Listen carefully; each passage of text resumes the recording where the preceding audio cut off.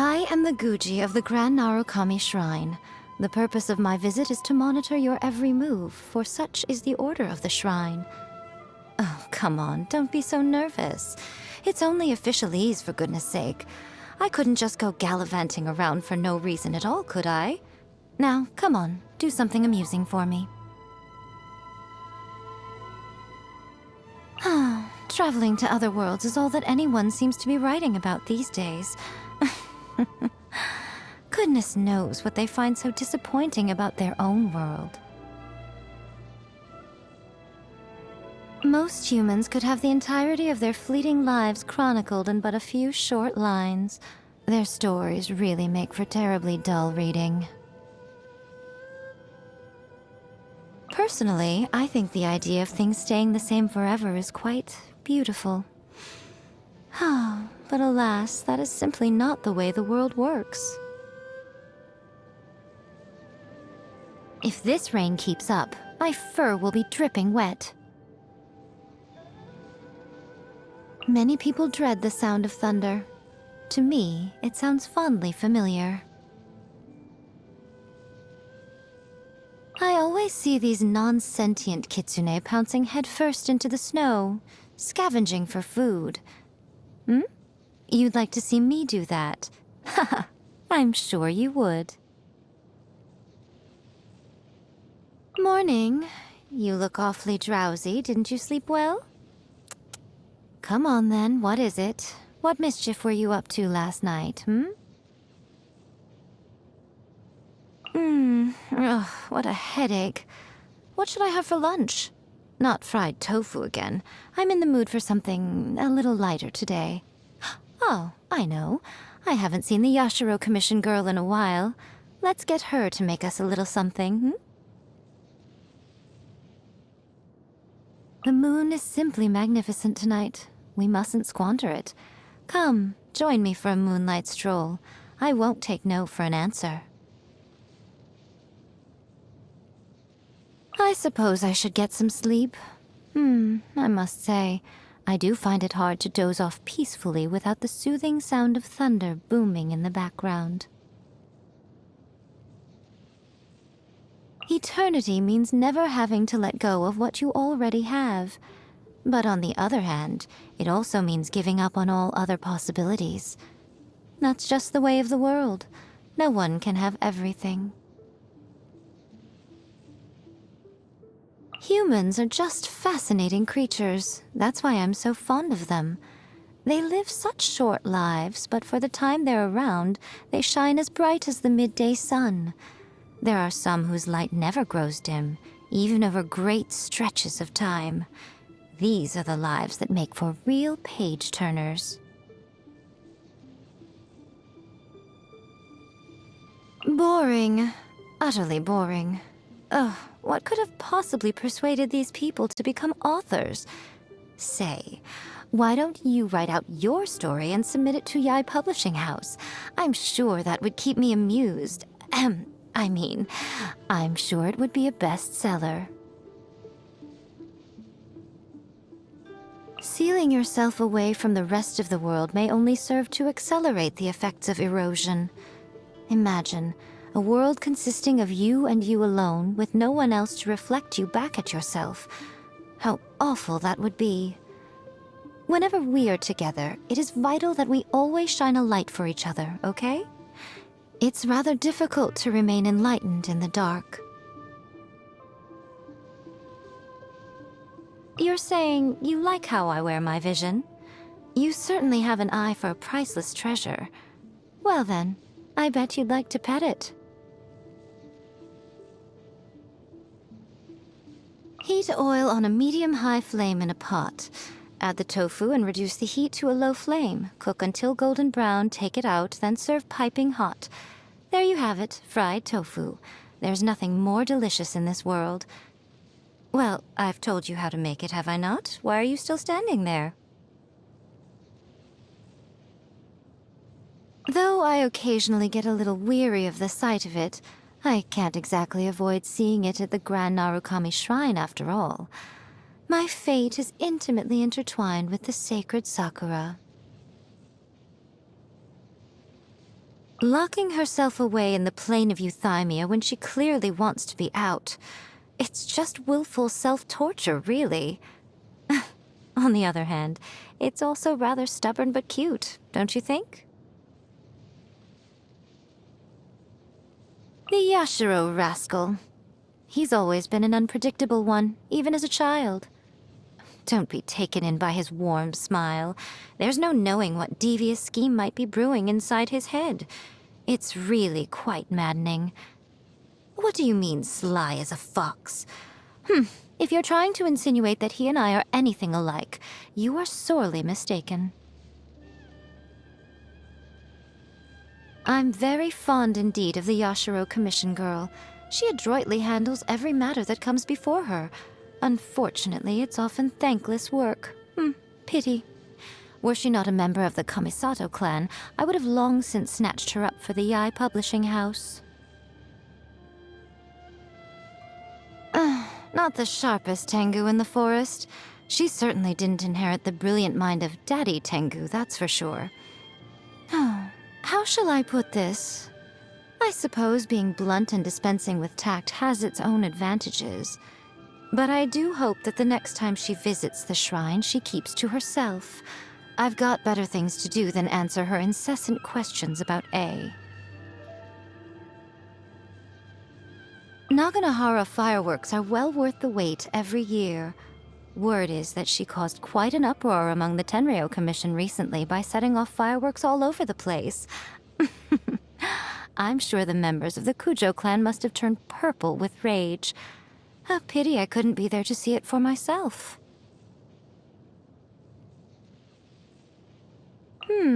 Now that you mention it, it's been a while since I last saw Ganyu. Before the Sakoku decree came into effect, the two of us would often meet to discuss bilateral relations between our two nations. I always found her quite reliable. The next time you go to Liyue, take her some more fresh sea ganoderma for me. These divine priestesses seem to be getting cuter every generation. I wonder how she looks performing the dance of divine peace. Perhaps even little schools of fish swish around her while she spins. If she's ever looking for a more experienced head shrine maiden to learn from, I'd be quite happy to share a few tips with her. As long as she asked me nicely, of course. Ah, the oddball Oni. I hear that he's been quite a pain for the Kujo clan. The Tenryo Commission wanted to remove his messages on the bulletin board, claiming that they were harmful to public order. I made quite sure they stayed put. He's an entertaining character. You don't often see Oni like him in this day and age. He certainly has a beautiful tail, although mine's a little softer. Ah, yes, the little ninja child. If there's one thing she can do, it's stay hidden.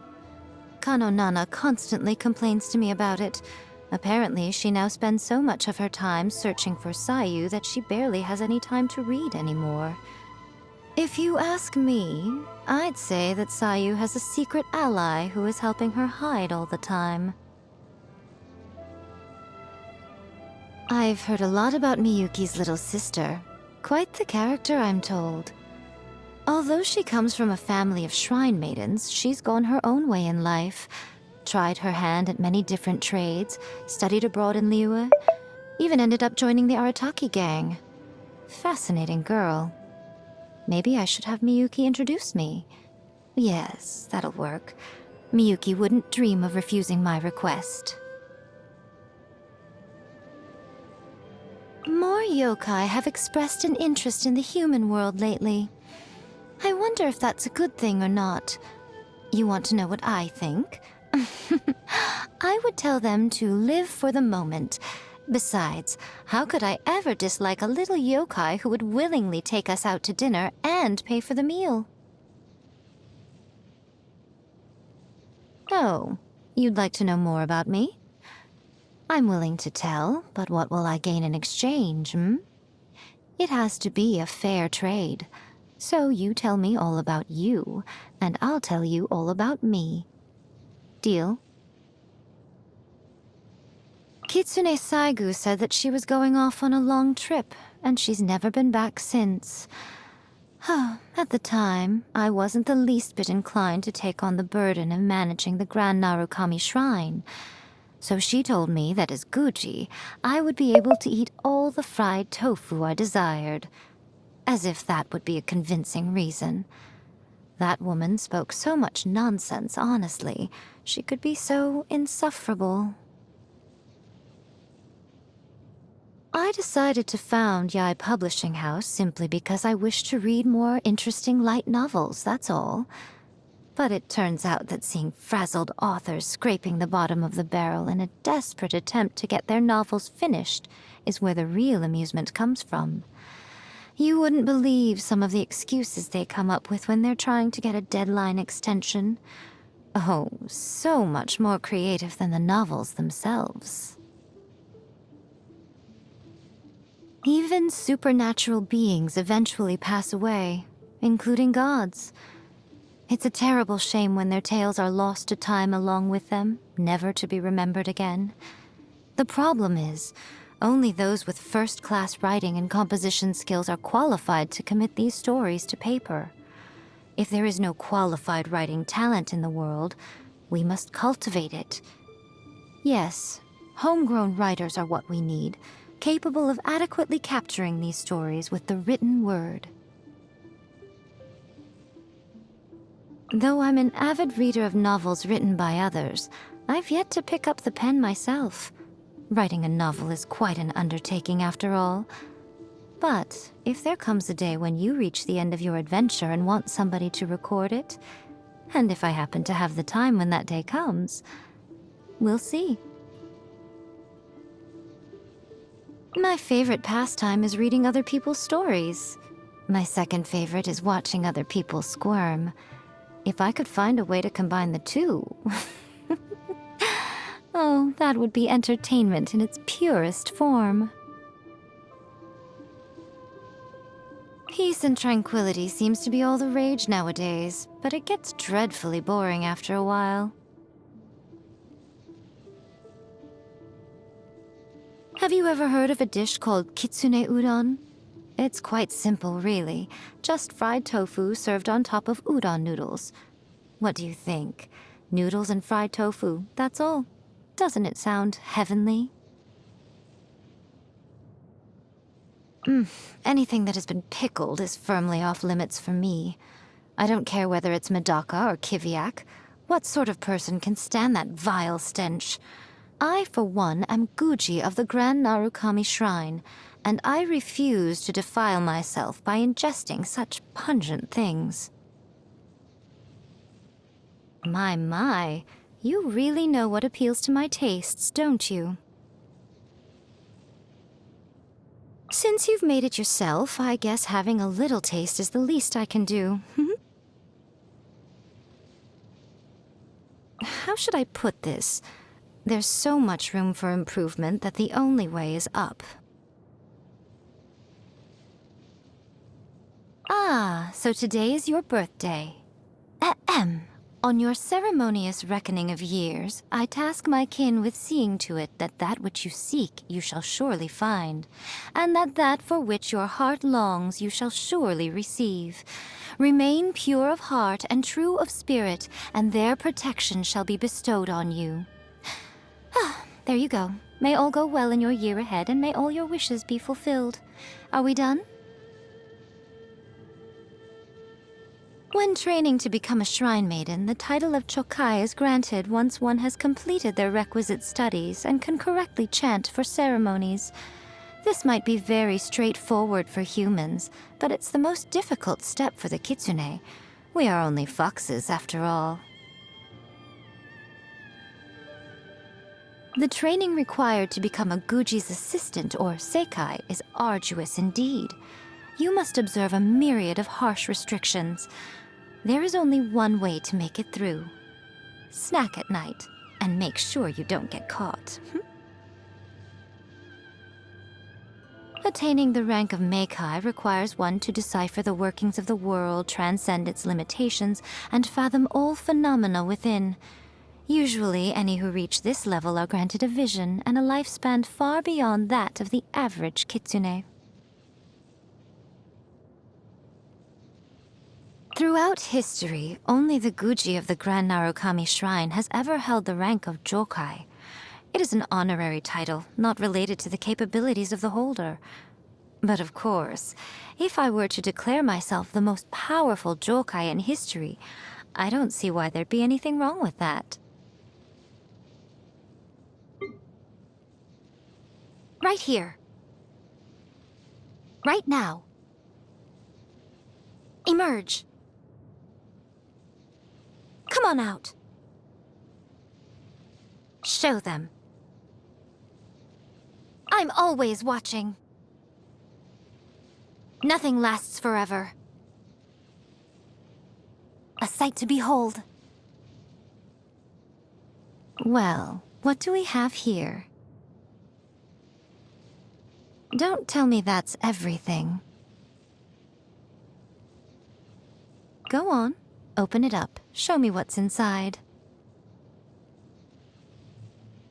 That's quite enough. Ugh, no more games! Now you've got my attention. My, you're cutting it close. I shall handle this. The fun is over. What a dreadful ending. So much for eternity. Is that all? What a nuisance. Whatever would you do without me? All right, amuse me. Well, since you asked so nicely...